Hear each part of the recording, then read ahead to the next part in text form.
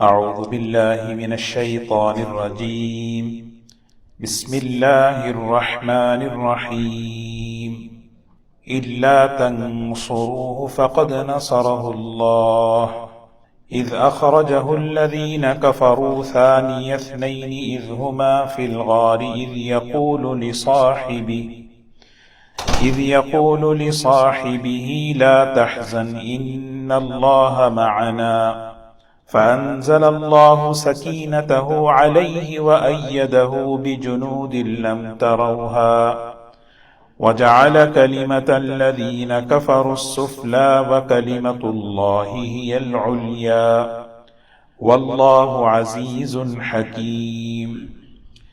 انفروا خفافا وثقالا وجاهدوا بأموالكم وأنفسكم في سبيل الله ذلكم خير لكم إن كنتم تعلمون.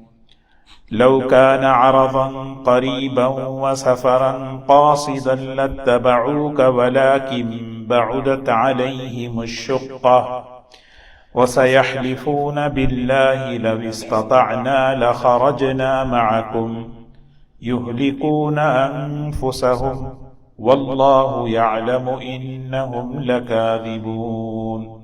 عفى الله عنك لما أذنت لهم حتى يتبين لك الذين صدقوا وتعلم الكاذبين. لا يستأذنك الذين يؤمنون بالله واليوم الآخر أن يجاهدوا بأموالهم وأنفسهم والله عليم بالمتقين. إنما يستأذنك الذين لا يؤمنون بالله واليوم الآخر وارتابت قلوبهم فهم في ريبهم يترددون. ولو أرادوا الخروج لأعدوا له عدة ولكن كره الله بعاثهم فثبطهم وقيل اقعدوا مع القاعدين. لو خرجوا فيكم ما زادوكم إلا خبالا ولأوضعوا خلالكم يبغونكم الفتنة وفيكم سماعون لهم والله عليم بالظالمين. صدق اللہ العظیم. یہ سورہ توبہ کی یہ آیات ہیں. ان آیات میں غزوہ تبوک کا واقعہ اللہ تبارک و تعالی بیان فرما رہے ہیں کہ غزوہ تبوک میں کیا باتیں پیش آئیں.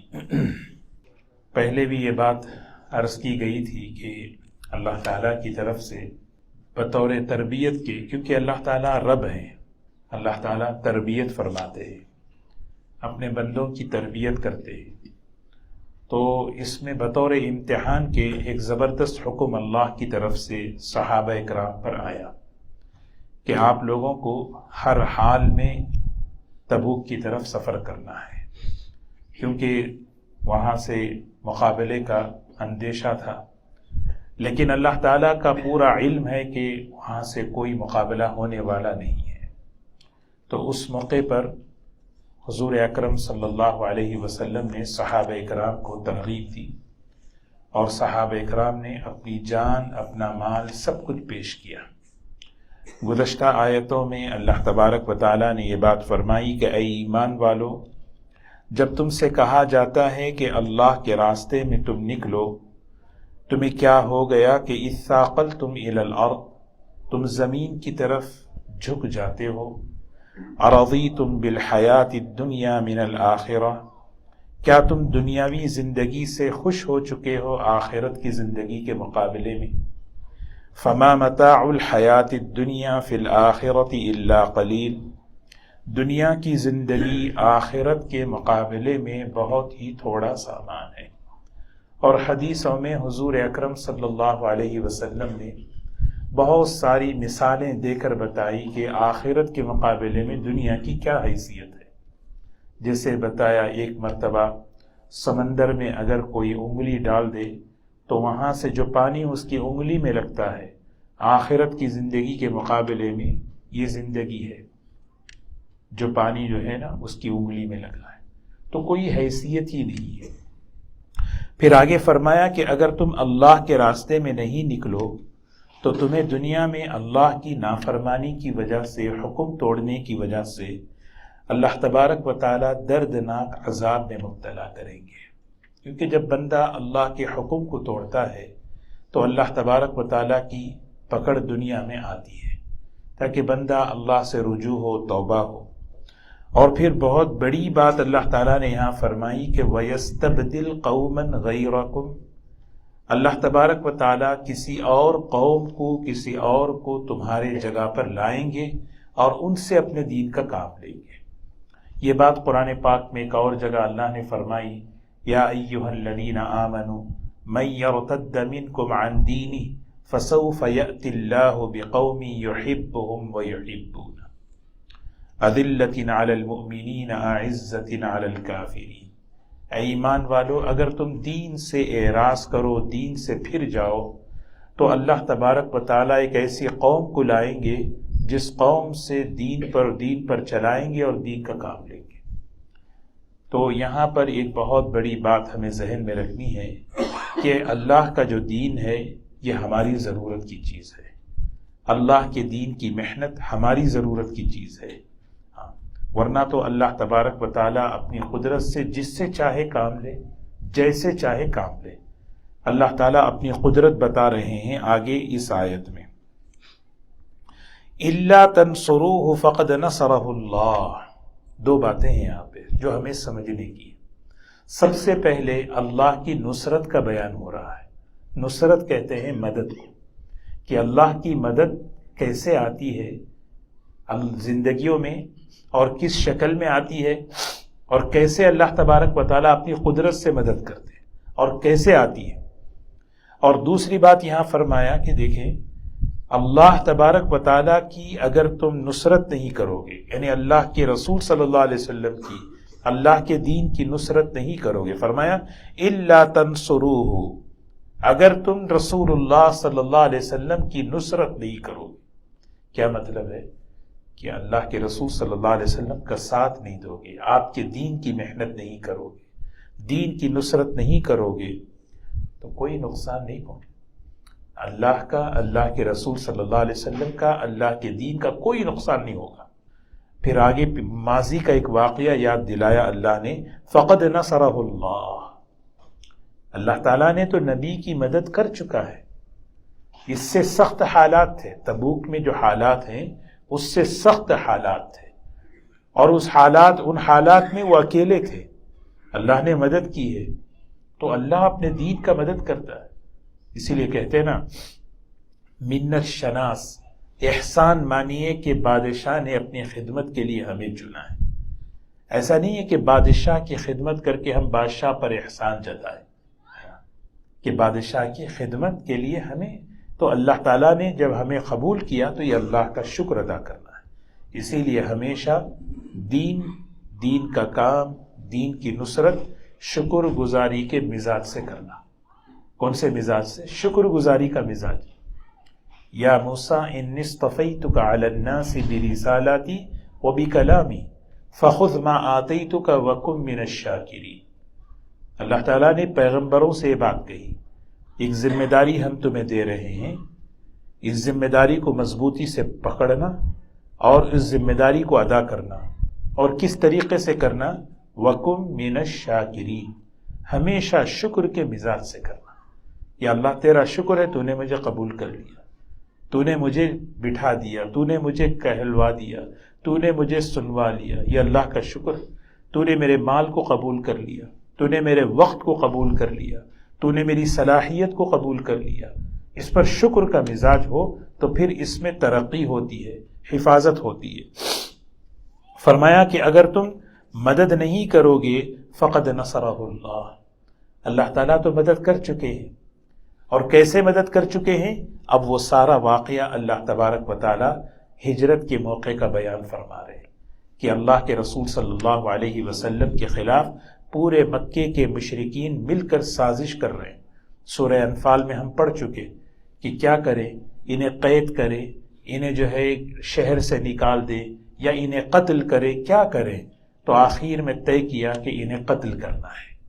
تو حضور اکرم صلی اللہ علیہ وسلم کو بذریعہ وحی بتا دیا، یہ سارے دارالندوہ میں بیٹھ کر یہ آپ کے لیے سازش کر رہے ہیں، گھبرائے نہیں، واللہ خیر الماکرین، اللہ بہترین تدبیر کرنے والا ہے۔ تو حضور اکرم صلی اللہ علیہ وسلم نے کیا کیا؟ حضرت علی رضی اللہ تعالیٰ عنہ کو بلایا، فرمایا علی یہ لوگوں کی امانتیں ہیں، ان امانتوں کو پہنچا دو اور مجھے آ کر مدینے میں مل لینا۔ سارے دشمن باہر کھڑے ہیں، دیکھیں اللہ کی قدرت، دیکھیں حضور اکرم صلی اللہ علیہ وسلم سورہ یاسین پڑھتے ہوئے مٹی اٹھا کر پھینک کر جو ہے نا آپ نکل گئے۔ جس اللہ نے ان کو دیکھنے کی قوت دی تھی، اسی اللہ نے ان کی آنکھوں سے دیکھنے کی قوت کو بند کر دیا۔ اللہ تو بڑی قدرت والا ہے، کس شکل میں کس طرح اللہ اپنے نبی کی مدد کرتے آئے، اپنے بندوں کی مدد کرتے آئے، یہ اس کی قدرت ہے۔ تو اللہ تعالیٰ وہ واقعہ یاد دلا رہے ہیں۔ غور کریں ہجرت کے موقع کو، کیسا موقع تھا، کوئی ساتھ دینے والا نہیں تھا۔ اس موقع پر حضرت ابو بکر صدیق رضی اللہ تعالیٰ عنہ کے ساتھ سفر شروع فرما رہے، اور سفر کہاں؟ سیدھے پہنچ گئے غار ثور میں، وہاں جا کر جو ہے غار کے اندر بیٹھے ہیں۔ اللہ تبارک و تعالیٰ نے مکڑی کا جالا تن دیا، کبوتریوں کو حکم دیا کہ تم جو ہے اس پر انڈے ڈال دو، اور یہ دشمن ڈھونڈتے ڈھونڈتے پہنچ چکے، اور یہاں تک کہ ایک دشمن کو استنجا کی ضرورت پڑی، وہ بیٹھ گیا نیچے۔ اگر وہ جیسے ہی بیٹھا، حضرت ابو بکر رضی اللہ تعالیٰ عنہ نے فرمایا یا رسول اللہ صلی اللہ علیہ وسلم، اگر وہ اس نے نگاہ اٹھائی تو ہم پر نگاہ پڑ جائے گی۔ اللہ کے رسول صلی اللہ علیہ وسلم نے اس موقع پر وہ جملہ فرمایا، لا تحزن ان اللہ معنا، لا تحزن ان اللہ، بہت ہی مختصر سا جملہ ہے، بہت ہی مختصر، لیکن اس میں بہت طاقت ہے انسان کے لیے۔ لا تحزن، غم نہ کرو، فکر نہ کرو، ہمارے ساتھ اللہ ہے، ہمارے ساتھ اللہ ہے، ان اللہ معنا، یہ یقین، یہ اللہ تعالیٰ ہمارے ساتھ ہے۔ یہ حضور اکرم صلی اللہ علیہ وسلم کو بتایا جا رہا۔ اچھا، اللہ تعالیٰ کی معیت، اللہ کا ساتھ ہمارے ساتھ کیسے ہو؟ چاہتے نہیں جہاں کہ اللہ ہمارے ساتھ بھی ہو؟ قرآن پاک میں اللہ تعالیٰ نے مختلف جگہوں پر بیان فرمایا، ان اللہ مع الذین اتقوا، تقوی والوں کے ساتھ اللہ ہوتے ہیں، ان اللہ یحب المحسنین، ان اللہ مع الصابرین، صبر کرنے والوں کے ساتھ اللہ ہو جاتے ہیں۔ ایک جگہ اللہ نے فرمایا وقال اللہ انی معکم، اللہ تعالیٰ فرماتے میں تمہارے ساتھ ہوں، میں تمہارے ساتھ ہوں۔ لئن اقمتم الصلاۃ وآتیتم الزکاۃ وآمنتم برسلی، نماز قائم کرو، زکوٰۃ ادا کرو، میرے نبی پر ایمان لے کر آؤ، میں تمہارے ساتھ ہوں۔ تو اللہ تعالیٰ کی معیت کیسے ہو یہ بتا رہے ہیں یہاں پر۔ تو یہ حضور اکرم صلی اللہ علیہ وسلم کی نصرت اللہ نے کیسے فرمائی، کوئی آپ کو جو ہے نا ذرا برابر بھی نقصان نہیں پہنچایا، اللہ نے آپ کو اور حضرت ابو بکر رضی اللہ تعالیٰ عنہ کو مدینہ منورہ تک پہنچا دیا۔ تو اللہ تبارک و تعالیٰ وہی واقعہ یاد دلا رہے ہیں، الا تنصروا، اگر تم نے نبی کریم صلی اللہ علیہ وسلم کی اور ان کے دین کی نصرت اور مدد نہیں کی تو جانتے ہو اللہ کسی کا محتاج نہیں ہے، اللہ کو کسی کی ضرورت نہیں ہے۔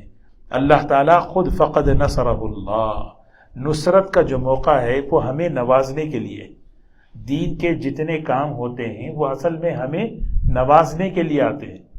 ہدایت کون دیتا ہے؟ ایک سوال، ہدایت کون دیتا ہے؟ اللہ دیتا ہے۔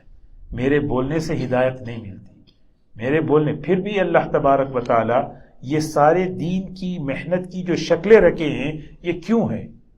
اس کا مقصد ہدایت ہے۔ جب اللہ ہدایت دینا چاہتے ہیں تو یہ سب کیوں؟ وجہ اس کی یہ ہے کہ ہمیں نوازنا چاہتے ہیں۔ تم کر لو، بس تمہیں نوازنا چاہتے ہیں، وہ اللہ کا فیصلہ ہے، یہاں پر یہ چیزیں ہوں گی، یہاں پر یہ ہوگا، لیکن اللہ تبارک و تعالی نوازنے کے لیے کسی کے مال کو، کسی کے وقت کو، کسی کی صلاحیت کو قبول فرما لیتے ہیں۔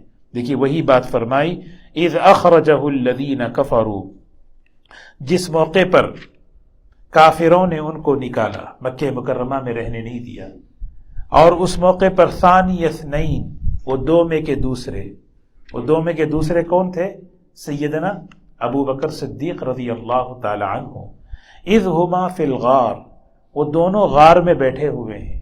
غار کا واقعہ سیرت کی کتابوں میں ہم سنتے ہیں کہ حضور اکرم صلی اللہ علیہ وسلم اس غار میں جانے سے پہلے حضرت ابو بکر رضی اللہ تعالی عنہ غار کی ساری سوراخوں کو انہوں نے بند کیا، اور اللہ کے رسول صلی اللہ علیہ وسلم کو لے کر گئے اور اپنے گود میں اپنے زانوں پر آپ کو سلا لیا کہ اللہ کے رسول صلی اللہ علیہ وسلم تھکے ہوئے آپ کے زانوں پر آرام فرما رہے۔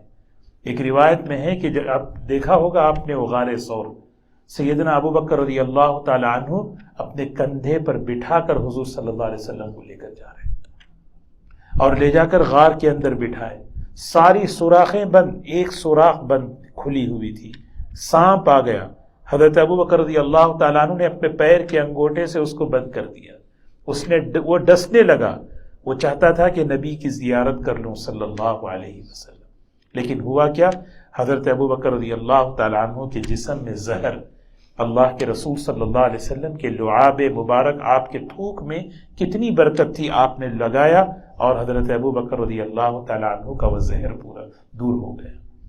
تو یہ سارے واقعات وہی فرمائے اذ ہما فی الغار، جس وقت کہ وہ دونوں غار میں ہیں، اذ یقول لصاحبہ، جبکہ وہ اپنے ساتھی سے کہہ رہے تھے، گھبرا رہے تھے۔ حضرت ابو بکر رضی اللہ تعالیٰ عنہ کو سب سے زیادہ فکر حضور صلی اللہ علیہ وسلم کی تھی، اس موقع پر کیا کہہ رہے تھے؟ کیا ہوگا، کیسے ہوگا؟ تو اس موقع پر اللہ کے رسول صلی اللہ علیہ وسلم نے فرمایا لا تحزن ان اللہ معنا، ابو بکر غم نہ کرو، فکر نہ کرو، اللہ ہمارے ساتھ ہے۔ یہ جملہ ہمیں ذہن میں رکھ لینا چاہیے، لا تحزن ان اللہ معنا، گھبراؤ نہیں، اللہ ہمارے ساتھ ہے۔ یہ اتنا طاقتور جملہ، پھر اس کے بعد فانزل اللہ سکینتہ، اللہ تعالیٰ نے ایک سکینہ، سکون اللہ نے حضرت ابو بکر کے دل میں اتار دیا۔ اللہ کی مددوں کی مختلف شکلیں ہیں، پریشانی کے وقت میں، حالات کے وقت میں دل میں اطمینان، یہ بھی اللہ کی مدد کی ایک شکل ہے۔ پریشانی ہے، حالات ہیں، اس موقع پر دلوں میں سکون کا پیدا ہونا یہ اللہ ہی کی طرف سے ہوتا ہے۔ تو یہ سکون اللہ نے اتارا، اور پھر فرمایا وَأَيَّدَهُ بِجُنُودٍ لَمْ تَرَوْهَا، ایک ایسی لشکر سے ہم نے ان کی مدد کی جس کو اپنی آنکھوں سے تم نے نہیں دیکھا۔ اللہ تعالیٰ نے فرشتوں کے ذریعے سے مدد فرمائی، اور پھر آگے فرمایا اللہ کے وعدے دیکھیں، وَجَعَلَ كَلِمَةَ الَّذِينَ كَفَرُوا السُّفْلَىٰ، وَجَعَلَ كَلِمَةَ الَّذِينَ كَفَرُوا السُّفْلَىٰ، یہ کافروں کے جو منصوبے ہیں، پلاننگ ہیں، ان کی تدبیریں ہیں، اور ان کا جو بول بالا ہے، اللہ تعالیٰ نے اس کو پست کر دیا۔ یہ اللہ کا فیصلہ ہے، کافروں کے ان کے پلاننگ کو، ان کے منصوبوں کو، اور ان کی تدبیروں کو، اور ان کے بول کو اللہ تعالیٰ کیا کرتے ہیں؟ نیچے کرتے ہیں۔ وَجَعَلَ كَلِمَةَ الَّذِينَ كَفَرُوا السُّفْلَىٰ وَكَلِمَةُ اللَّهِ هِيَ الْعُلْيَا، اللہ کا کلمہ، اسلام، قرآن، دین، یہ اللہ تعالیٰ نے اس کو بلند فرمایا۔ آج بھی دیکھیں واللہ عزیز الحکیم، اللہ تعالیٰ بڑے غالب اور بڑے قوت والے اور حکمت والے ہیں۔ آج بھی دیکھیں کتنی منصوبہ بندی اور پلاننگ ہو رہی ہے، اسلام کے خلاف سازشیں ہو رہی ہیں، لیکن اللہ کا وعدہ ہے کہ اللہ تبارک و تعالیٰ اسلام کو سر بلند کر رہے ہیں، اللہ کا نام بلند ہو رہا ہے۔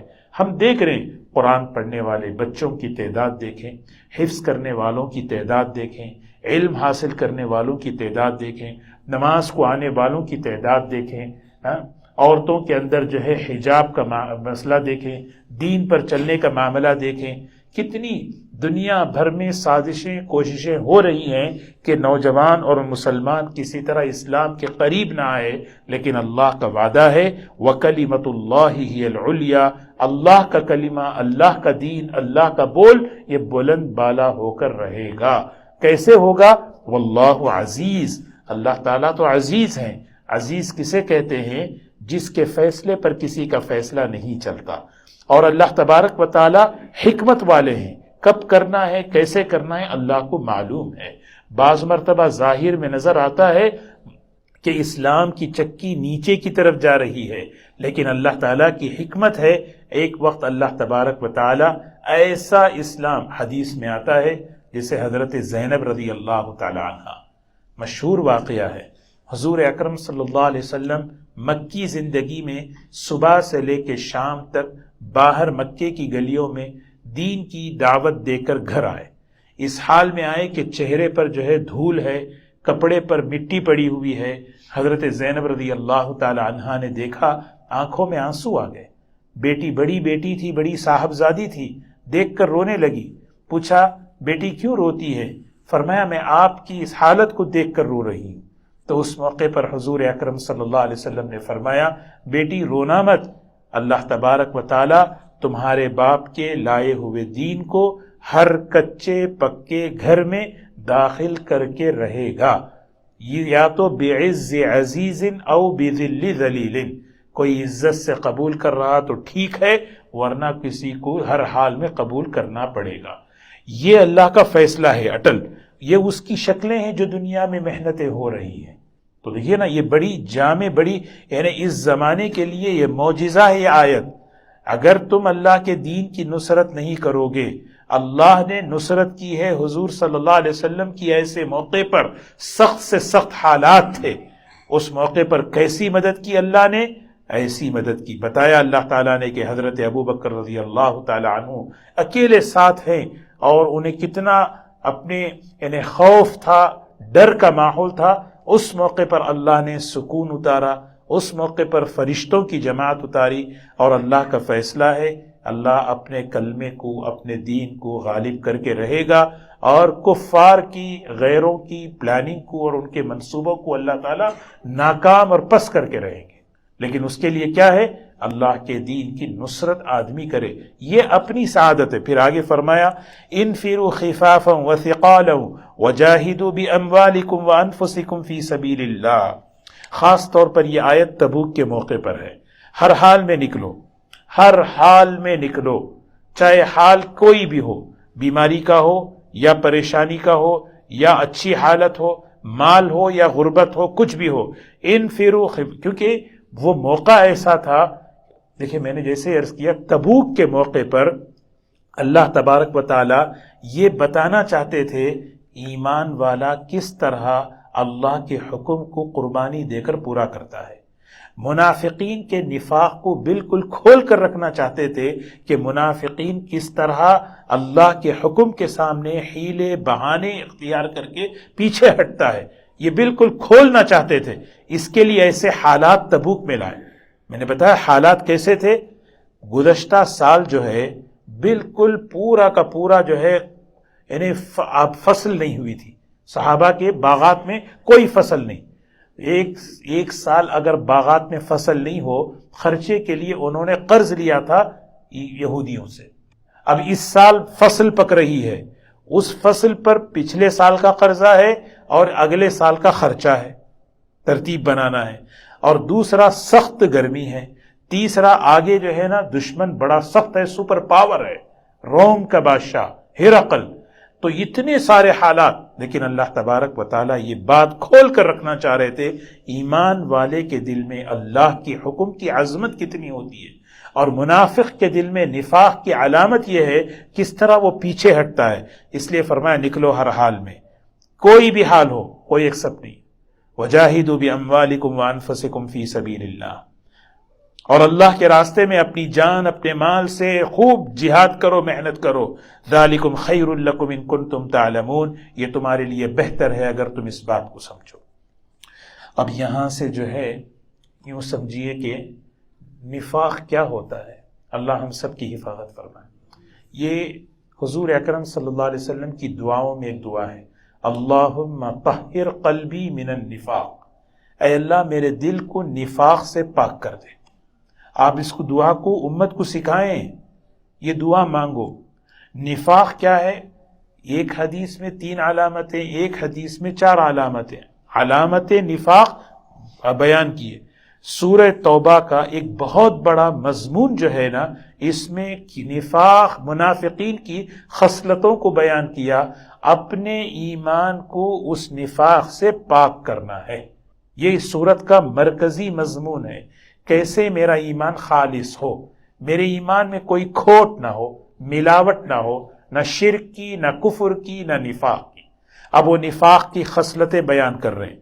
ایک عادت یہاں دیکھیے بیان فرما رہے ہیں، لو کان عرضا قریبا وسفرا قاصدا لاتبعوک ولکن بعدت علیہم الشقہ۔ منافقین کی عادت کیا تھی معلوم؟ وہ دین کے کام میں اس وقت آگے بڑھتے جب بالکل معاملہ میٹھا میٹھا ہوتا تھا۔ میٹھا میٹھا کا مطلب یہ ہے قربانی نہ دینی پڑے۔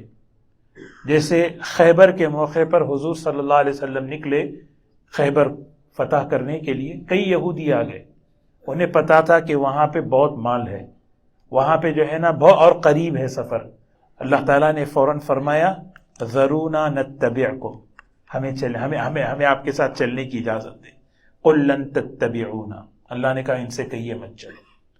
آپ نے صحابہ سے اس وقت فرمایا خیبر میں وہی چلیں گے جو یہ حدیبیہ میں تھے، کیونکہ حدیبیہ کا سفر بڑا سٹرگل، بڑا مشقت کا تھا، بہت محنت کا تھا۔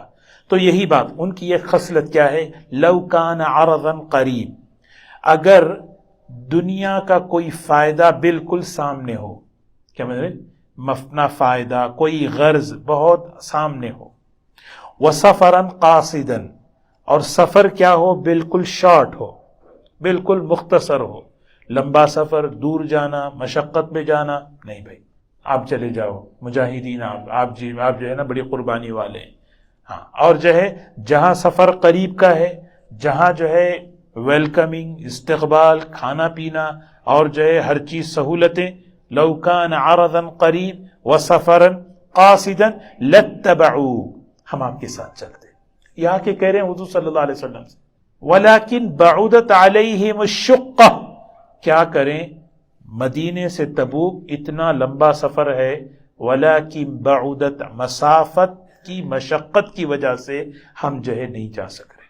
یہ ہے منافق کی ایک خصلت، یہ ہے کہ ہمیشہ دین کے معاملے میں دنیا کا فائدہ دیکھتا ہے، مجھے اس میں کیا غرض ملے گی، کیا فائدہ مجھے ملے گا، ایک چیز۔ دوسری چیز، سامنے والے کو کیا کرنا ہے، اطمینان دلانا ہے۔ اور نفاق کی ایک عادت کیا ہے، جھوٹ ہے، بولتا ہے تو جھوٹ بولتا ہے۔ اب جب کسی کو مطمئن کرتا ہے تو قسم کھاتا ہے۔ قسم ضرورت پر کھانے کی اجازت ہے، کیونکہ قسم میں اللہ کے نام کی عظمت ہے۔ اللہ کے قسم ہر بار نہیں کھانا چاہیے۔ ہاں، جس تجارت میں بار بار قسم، اس تجارت کی برکت اٹھ جاتی ہے۔ بیانوں میں بھی بار بار قسم، بیان کی تاثیر ختم ہو جاتی ہے۔ تو قسم ضرورت پر کھانے کی چیز ہے، اللہ کا نام عظمت کی چیز ہے۔ ایسا نہیں ہے کہ انہیں حضرت عائشہ رضی اللہ تعالیٰ عنہ نے قسم کھا لی اپنے بھانجے عروہ سے بات نہیں کروں گی، پھر اس قسم کو جو ہے نا توبہ بھی کرتی رہی، کفارہ بھی دیتی رہی، اور اللہ سے معافی مانگتی رہی، ڈرتی رہی کل قیامت کے دن اللہ مجھے اس قسم کے بارے میں پوچھ لے تو کیا ہوگا۔ تو منافق کی دوسری خصلت کیا ہے، بات بات میں قسم کھاتا ہے۔ وَسَيَحْلِفُونَ بِاللَّهِ لَوِ اسْتَطَعْنَا لَخَرَجْنَا مَعَكُمْ، قسم کھائے رہے ہیں، بار بار قسم کھا رہے ہیں اللہ کی، کہہ رہے ہیں کہ ہمارے بس میں ہوتا تو ہم آپ کے پاس چلتے، ہم آپ کے ساتھ چلتے، لیکن ہمارے بس میں نہیں ہے، بہت مشکل ہے نا۔ سمجھ رہے کسے کہہ رہے، حضور اکرم صلی اللہ علیہ وسلم کے پاس آ کر کہہ رہے ہیں، کیونکہ تبوک جانا ہے۔ تو منافق کیا کہہ رہے ہیں، قسم کھا کے کہہ رہے ہیں، نہیں اللہ کی قسم ہم آپ کے ساتھ چلتے، ہمارے بس میں ہوتا۔ آپ یقین مانیے اللہ کی قسم، اللہ تعالیٰ اس وحی سے بڑھ کر کوئی علم دنیا میں نہیں ہے، وحی سے بڑھ کر کوئی علم دنیا میں نہیں ہے۔ اللہ نے دو جواب اس کے دیے، یہلکون انفسہم، یہ کام کر کے وہ اپنے کو تباہ کر رہے ہیں، یہ عمل کر کے وہ اپنے کو برباد کر رہے ہیں، اور پھر دوسرا فیصلہ فرمایا واللہ یعلم انہم لکاذبون، اللہ اچھی طرح جانتا ہے جھوٹ بول رہے ہیں۔ کیا قسم کھا رہے ہیں، قسم کھا رہے ہیں، لیکن اللہ تعالیٰ اچھی طرح جانتا ہے یہ جھوٹ۔ اذا جاءک المنافقون قالوا نشہد انک لرسول اللہ واللہ یعلم انک لرسول واللہ یشہد ان المنافقین لکاذبون۔ سورہ منافقون کی پہلی آیت دیکھیں، منافق آپ کے سامنے آئیں گے اور آ کر کیا کہیں گے؟ نشہد انک لرسول اللہ، ہم گواہی دیتے ہیں آپ اللہ کے رسول ہیں۔ ان کی گواہی سے ہمیں کیا ملے گا؟ اللہ کہہ رہے ہیں واللہ یشہد واللہ یعلم انک لرسول، اللہ اچھی طرح جانتا ہے آپ اللہ کے رسول ہیں، لیکن واللہ یشہد، اللہ اس بات کی گواہی دیتا ہے، ان المنافقین لکاذبون، یہ منافق جھوٹے۔ زبان اور دل دونوں میں بالکل فرق، جو دل کے اندر ہے وہ اسی لیے جو ہے نا ہمیشہ جو ہے نا اپنا ظاہر اپنا باطن، اپنی تنہائی اپنی جلوت، یہ بالکل میچ ہونی چاہیے، بالکل فرق نہیں ہونی چاہیے۔ نفاق جو ہے نا یہ کیڑا جب کسی کے اندر ایمان میں آتا ہے تو اس کی تنہائی الگ ہوتی ہے، اس کی جلوت الگ ہوتی ہے، عمل الگ ہوتا ہے، بول الگ ہوتا ہے۔ تو دو باتیں یہاں پہ اللہ نے فرمائی۔ حضور اکرم صلی اللہ علیہ وسلم سے جب انہوں نے قسم کھائی نا، اللہ کی قسم ہے ہمیں اجازت دے دے ورنہ تو ہم آپ کے ساتھ آ جاتے۔ اچھا حضور ہے، ٹھیک ہے، آپ اللہ کے رسول صلی اللہ علیہ وسلم بڑے نرم دل، ٹھیک ہے بھی آپ، وہ بھی آگے حضور ٹھیک ہے بھی، نہیں میں نہیں آ سکتا، میں اللہ کی قسم بہت بڑا حضور، اچھا آپ کو اللہ تعالیٰ کو یہ چیز پسند نہیں آئی۔ اللہ تعالیٰ نے فرمایا عفا اللہ عنک، اللہ نے تو آپ کو معاف کر دیا، لما اذنت لہم، ان منافقوں کو آپ نے اجازت کیوں دی؟ نہیں دینا چاہیے تھا، کھل کے آتا ان کا نفاق، یہ جو جھوٹی قسم کھا کے جو پیچھے ہٹ رہے نا، یہ اور آگے جا کے آپ کو نقصان پہنچائیں گے۔ سب سے زیادہ اسلام کو جو نقصان جو پہنچا ہے وہ اپنوں سے پہنچا ہے اور اپنے دشمنوں سے، یعنی مطلب منافقین سے پہنچا ہے۔ اسی لیے جہنم کے جتنے طبقات ہیں اس میں سب سے نچلا جو طبقہ ہے، ان المنافقین فی الدرک اسفل من النار، نچلے طبقے میں اللہ ان کو جو ہے نا گراؤنڈ، وہاں پہ اللہ ان کو دیں گے۔ اللہ ہم سب کی حفاظت فرمائے۔ چھوٹی چھوٹی یہ چیزیں جو ہے نا ہمیں ہمارے ایمان کی حفاظت، دیکھیں کتنی بڑی بات فرمایا، اللہ نے تو معاف کر دیا، جو ہوا ہو گیا، لیکن آپ نے اجازت کیوں دی؟ لما اذنت لہم، اگر آپ اجازت نہیں دیتے تو کیا ہوتا؟ حتی یتبین لک الذین صدقوا وتعلم الکاذبین، کون سچا کون جھوٹا کھل کے آ جاتا۔ نہیں، اللہ کا حکم ہے سب چلنا ہے، اس وقت حکم ہے سب کو آنا ہے۔ اگر آپ بول دیتے تو کھل کے آ جاتا منافق کون سچا کون، لیکن یہاں پہ آپ ان کے ایک عذر کو قبول کر لیے جس کی وجہ سے انہوں نے اپنے نفاق کو چھپا دیا۔ اب پھر آگے اللہ تعالیٰ فرما رہے ہیں لا يستأذنك الذين يؤمنون بالله واليوم الآخر ان يجاهدوا باموالهم وانفسهم والله علیم بالمتقین۔ ایمان والا کون ہوتا ہے پتہ ہے؟ ایمان والے کی علامت کیا ہے؟ ایمان والے کی علامت یہ ہے جو اللہ پر آخرت پر ایمان رکھتا ہے، وہ کبھی دین کی محنت اپنی جان اور اپنے مال کو قربانی میں پیش کرنے کے لیے کبھی اجازت نہیں چاہتا۔ ہاں، لا یستأذن، آپ سے اجازت نہیں چاہتے، مجھے اجازت دے میں یہ بار نہیں آتا، اجازت نہیں، ہاں اجازت طلب نہیں کرتا۔ ایمان والا تو سعادت سمجھتا ہے، یہ تو میرے جان کا، میرے مال کا، میری صلاحیت کے لگانے کا وقت آیا، اور اللہ اچھی طرح جانتے ہیں کون ایمان والا کون تقوی والا ہے۔ ہاں انما یستأذنک الذین لا یؤمنون باللہ، جانتے ہو اجازت آپ سے کون لیتے ہیں، کون چھپتے ہیں، کون پیچھے ہٹتے ہیں؟ جو اللہ پر ایمان نہیں رکھتے، آخرت پر ایمان نہیں رکھتے۔ وارتابت قلوبہم، عجیب جملہ ہے یہاں پر، جن کے دلوں میں شک کی بیماری ہے۔ منافق ہمیشہ شک میں رہتا ہے، پتہ نہیں، کیونکہ شک اگر یقین ہوتا تو ایمان، پتہ نہیں انہوں اللہ کے نبی ہے نہیں ہے، پتہ نہیں اللہ ہے نہیں ہے، پتہ نہیں اللہ کی مدد ہے نہیں ہے، پتہ نہیں، کیونکہ ساری مددیں تو غیب میں ہیں، سامنے تھوڑی ہیں۔ مدد تو غیب میں ہوتی ہے نا، سامنے تھوڑی۔ اور ایمان والے کو غیب پہ یقین ہوتا ہے، منافق کو شک میں رہتا ہے، پتہ نہیں کیا ہوگا، شک۔ ورتابت قلوبہم، اسی لیے ایمان شک کے ساتھ ہو وہ ایمان برباد ہے۔ ہاں، اپنے ایمان کو شکوک سے بچانا۔ دیکھیں دو چیزیں ہیں، وسوسہ الگ چیز ہے، شک الگ چیز ہے۔ وسوسہ تو یہ ہمارے اندر ہوتا ہے، وسوسے سے ایمان خراب نہیں ہوتا، وسوسے سے ایمان خراب نہیں ہوتا۔ ہاں، اللہ تعالیٰ نے فرما دیا میں نے اس امت سے وسوسے کو اٹھا لیا ہے، معاف کر، لا یکلف اللہ نفسا الا وسعها، کچھ بھی وسوسہ ہے۔ صحابہ پریشان، مسلم شریف کی روایت ہے، صحابہ پریشان ہو کے آتے تھے، ایسے وسوسے دل میں آ رہے ہیں، زبان پر لانے سے پہلے ہم مر کیوں نہیں جاتی یہ سمجھ۔ فرمایا یہ ایمان ہے، ایمان کی علامت ہے، ایمان ہے اس لیے وسوسے آ رہے، توجہ مت دو، اعوذ باللہ پڑھو، آگے بڑھو۔ شک کہتے پالنا، وسوسہ الگ چیز ہے، شک الگ چیز ہے۔ ہاں شک جو ہے نا، پتہ نہیں ہے نہیں ہے، نبی ہے نہیں ہے، کیا ہے پتہ نہیں، اللہ کی مدد ہے نہیں ہے، تو وارتابت قلوبہم فہم فی ریبہم یترددون، وہ اس شک میں سرگرداں رہتے ہیں، وہ اس شک میں پریشان رہتے ہیں۔ ہاں پتہ نہیں۔ اللہ تعالیٰ فرما رہے لو ارادوا الخروج لاعدوا له عدہ، واقعی ان منافقین کا اگر ارادہ ہوتا سفر میں جانے کا، تیاری کرتے۔ یہاں ایک بات سمجھنی ہے، لو ارادوا الخروج لاعدوا له عدہ، سفر میں جانے کا ارادہ ہوتا تو تیاری کرتے۔ ایک آدمی فجر میں اٹھنے کا ارادہ کر رہا ہے، الارم 5:30 کو رکھے گا، آدمی کیا ہے نماز سے پہلے رکھے گا کہ مجھے فجر میں اٹھنا ہے۔ ایک آدمی 7 بجے رکھ کے فجر میں اٹھوں گا بولے تو الارم ہی 7 o'clock پہ رکھ رہا ہے، الارم ہی جو ہے 7:30 پہ ہے، اس کی کیا مطلب ہے؟ اگر اس کا ارادہ ہوتا مجھے فجر پڑھنا ہے تو پھر وہ فجر سے پہلے کیا کرتا؟ الارم رکھتا۔ اس کا ارادہ ہے پڑھنے کا۔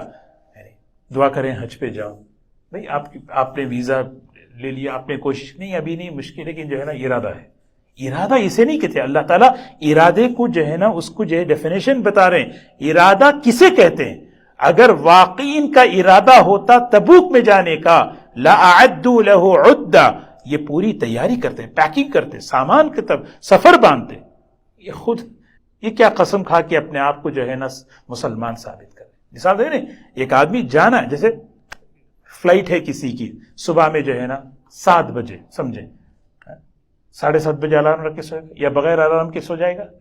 کیسے 2 الارم، 3 الارم، کہ بھئی میری فلائٹ مس نہ ہو۔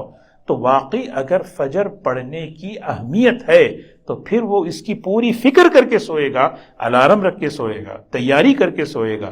لو ارادوا الخروج لاعدوا له عدہ۔ اللہ تعالی ہم سب کی حفاظت فرمائے۔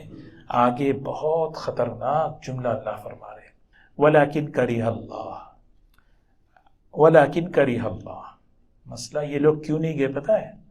یہ کیوں نہیں گئے؟ یہ کیوں نہیں گئے پتہ ہے؟ اللہ جواب دے رہے یہ نہیں گئے، نہیں، اللہ نے پسند ہی نہیں کیا ان کو کہ نبی کی صحبت میں جانا۔ اس کو کہتے ہیں توفیق کا اٹھا لیا جانا۔ سستی بہانہ ہے، سستی بہانہ ہے عمل چھوٹنے کا۔ اصل تو توفیق اٹھا لی جاتی ہے، اصل توفیق اٹھا لی جاتی ہے۔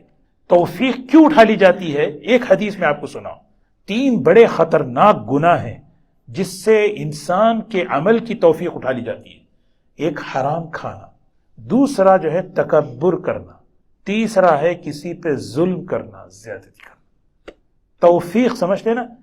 اب جمعہ شروع ہوا، سورہ کہف پڑھنا ہے، توفیق ہے، نہیں پڑھ سکا، بزی تھا، بزی نہیں ہے آدمی، بزی نہیں ہے وہ۔ حسن بصری رحمت اللہ علیہ سے کسی نے آ کے پوچھا، حضرت دعا فرمائے رات میں تہجد پڑھنے کی توفیق ہو۔ حضرت نے کہا دن کے اعمال صحیح کر لو، رات کے عمل کی اللہ خود توفیق دے دے گا۔ دن کا عمل میں تم ادھر ادھر گپ شپ، یہ سب ساری چیزیں ہیں، تو رات کا دربار تو خصوصی دربار ہے۔ تو یہ بہت انہیں سوچنے کی بات ہے۔ وَلَكِنْ كَرِهَ اللَّهُ، اللہ کو پسند نہیں، اللہ نے پسند نہیں کیا کہ تم لوگ ان کے نبی کریم صلی اللہ علیہ وسلم کے ساتھ سفر کرو۔ ہاں یہ بھی آدمی ڈرے کہ اللہ نے پسند نہیں کیا، کہ اللہ پسند، اسی لیے اللہم انی اسألک توفیق اہل الہدی، یا اللہ ہدایت والوں کی توفیق میں مانگتا ہوں، ہدایت والوں کی توفیق۔ ہدایت والی 2 جماعتیں ہیں، انبیاء علیہ السلام اور صحابہ کرام، تو ان کی توفیق مانگنا ہے۔ تو کوئی ایسا نہیں ولیکن کریہ اللہ انبعاثہم، کہ ان کا چلنا، ان کا اٹھنا اللہ نے پسند نہیں کیا۔ فثبتہم، فثبتہم کیا معنی ہیں اس کے؟ فثبتہم کے معنی ہیں اللہ نے ان کے اندر، ان کے مزاج میں سستی، کم ہمتی، کاہلی پیدا کر کے بٹھا دیا، پیچھے ہٹ گئے، پیچھے کی طرف ہونا۔